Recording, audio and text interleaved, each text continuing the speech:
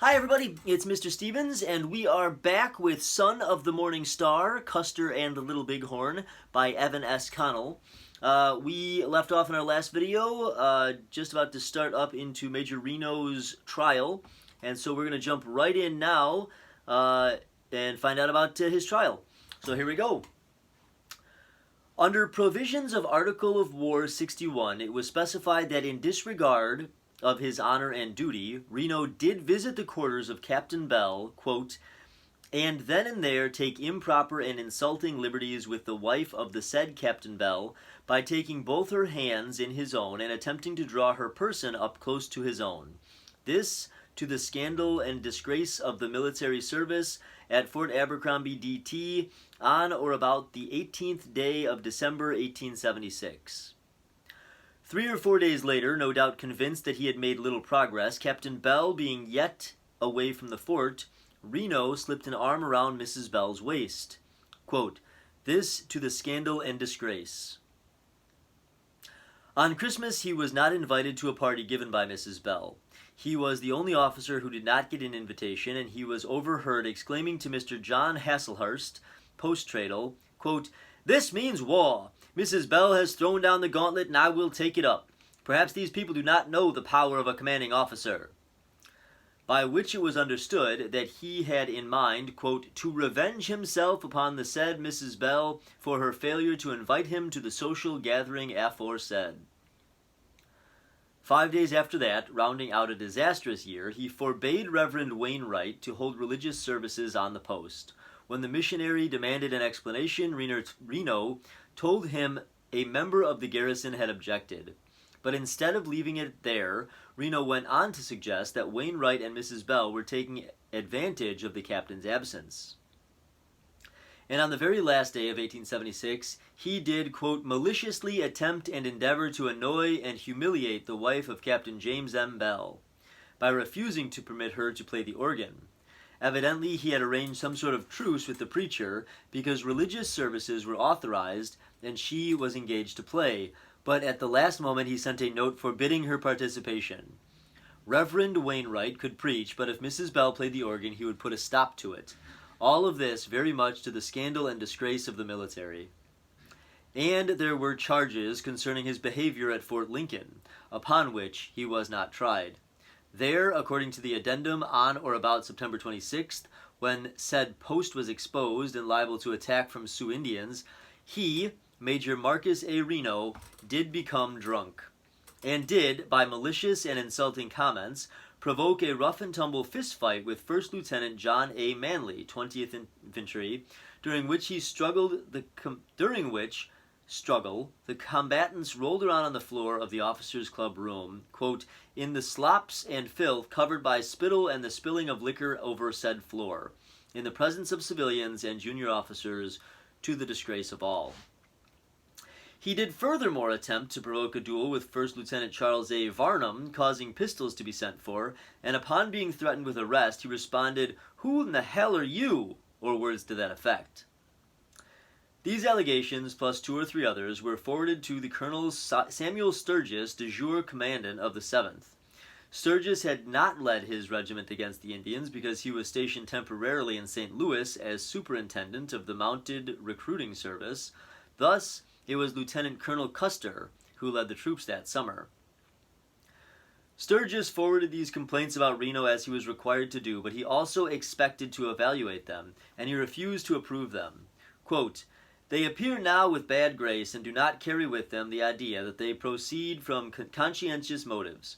I was not in Fort Lincoln at the time of the alleged occurrences, but am credibly informed that the occasion was the return of the regiment from the field and the opening of the club room at Lincoln, and that the debauchery was pretty general. Even so, it was another tin can around Reno's neck.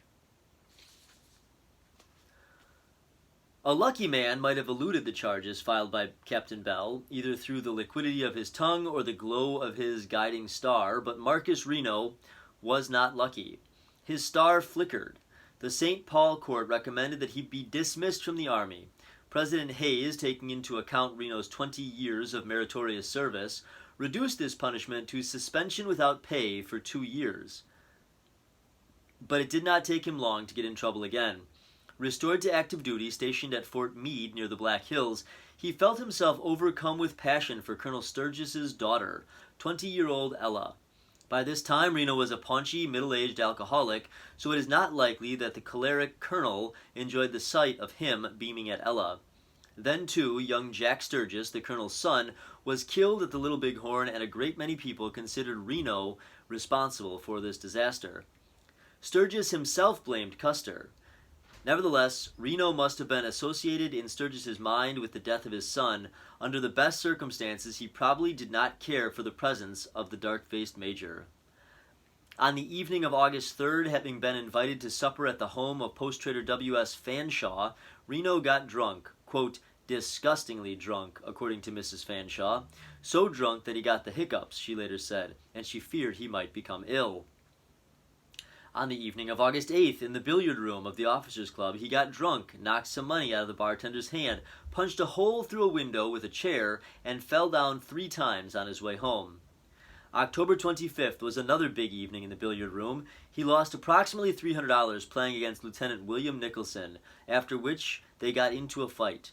Reno hit Nicholson with a cue, which broke. Nicholson grabbed Reno by the throat and flung him to the floor.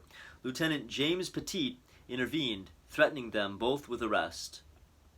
Colonel Sturgis ordered Reno confined to quarters until this very serious matter could be resolved. He was permitted to leave his quarters only for exercise. Then came the dreadful night of November 10th. While circling the parade ground on his evening constitutional, Reno walked by the colonel's house. He observed a light in the parlor. He approached. He raised himself on a ledge, he looked in the window, and he discovered sweet Ella, presumably alone. He tapped on the glass. Ella jumped. He then perceived that she was not alone. Mrs. Sturgis also was in the parlor, and Ella cried out in manifest alarm, "Mama, it's Major Reno!" Mrs. Sturgis called to her husband, who was upstairs in bed, or almost in bed, and moments later the colonel flew out of the house with his suspenders flapping, brandishing a cane. Reno decided this would not be an appropriate moment to explain the situation. He retreated to his quarters. There he was soon confronted by the regimental adjutant, who demanded to know what he had been doing at the colonel's house. Next morning he wrote an apologetic note to Mrs. Sturgis. He understood that his troubles were now compounded because he kept a draft of this note, which has a few words misspelled. November 11th, 1879. Whatever others may say or think, I do not wish to be misunderstood by you, and I write that you may appreciate what motives actuated me when I stopped to look through your window. It has been my habit since in arrest to walk on favorable nights on the pathway in front of the officers' quarters 2 or 3 times for exercise. On the evening in question I saw your daughter in complete toilette through the window, and it was such a picture that I said to myself, can there be any harm in looking upon it? No one will know it, and in my loneliness and thoughts of the past, I have felt myself impatient to resist the temptation. I sincerely ask your pardon for all that does not seem to you as innocent, for I do assure you, if not guiltless, the fault was in the judgment and not heart. Of course, I would like to show you this. E. It was not enough. At least it failed to mollify the exasperated colonel, because Reno found himself saddled with another charge, that he did, quote, in the darkness and at the late hour of the evening, surreptitiously enter the side grounds adjoining the private residence or quarters of his commanding officer, Colonel S.D. Sturgis, 7th Cavalry, and did peer into, etc. They brought him to the rail again, charged him with conduct unbecoming an officer and a gentleman. On November 28th, he stood before the General Court-Martial. The presiding officer was Colonel William Henry Wood, who had once disciplined him at West Point. Another member of this court was a good friend of Sturgis. Another was Lieutenant Colonel Elmer Otis, whom Reno had been known as a cadet, which should have been reassuring. Unfortunately, they did not like each other. And in a fit of temper, Reno had once told Otis that instead of attending the academy, he should have gone to cooking school. In regard to the Fanshawe supper, Reno testified that he was not the only one drinking. In fact, he said, 5 people had shared the bottle. Furthermore, nobody except Mrs. Fanshawe considered his behavior disgusting. As for that rowdy evening in the club, quote, all the witnesses agree that it was a frolic and the chair was thrown or tossed when I was sober. Is there anything here to attach disorderly conduct to? Concerning the business with Lieutenant Nicholson, he brought that on himself by repeated insults. I struck him under great provocation with billiard cue. Can there be anything criminal in that? Could I, as an officer and a gentleman, have acted otherwise? And about peeking through the Sturgis parlor, it was an act of pure admiration. He would rather cut off his right arm than disturb one single hair of sweet Ella's head. He may have escaped with cursory punishment, had it not been for this final indiscretion, because there was testimony in his favor, but that unhappy, swarthy face at the window had alarmed Colonel Sturgis's daughter more than words could tell. Lieutenant Baldwin Spillman, witness for the prosecution, testified that he saw Reno walk away from the Sturgis house that night, and he saw Ella very soon after, her features considerably distorted.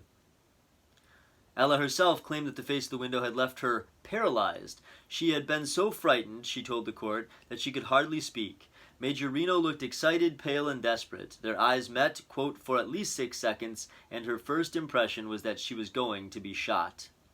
Benteen was then called to the stand. Although he felt contemptuous of Reno, he testified on Reno's behalf. He had read the note of apology to Mrs. Sturgis before it was sent and considered it an honest explanation of the Major's otherwise inexplicable behavior. The Major was, he believed, quote, dead in love with the young lady. The court found Reno guilty as charged, only modifying the language somewhat, and recommended dismissal from service. Despite this verdict, 5 of the 7 judges urged clemency. General Terry thought the sentence excessive and joined the petition for clemency. Sherman, higher up, gave a similar opinion, but this time President Hayes did not feel magnanimous. After 23 years in uniform, Reno was dishonorably discharged. And we will end there for the day. Son of the Morning Star, Custom Little Bighorn by Evan S. Connell. Hope you guys are still enjoying it, and we will be back soon with the next part of it. And talk to you later, guys. Bye!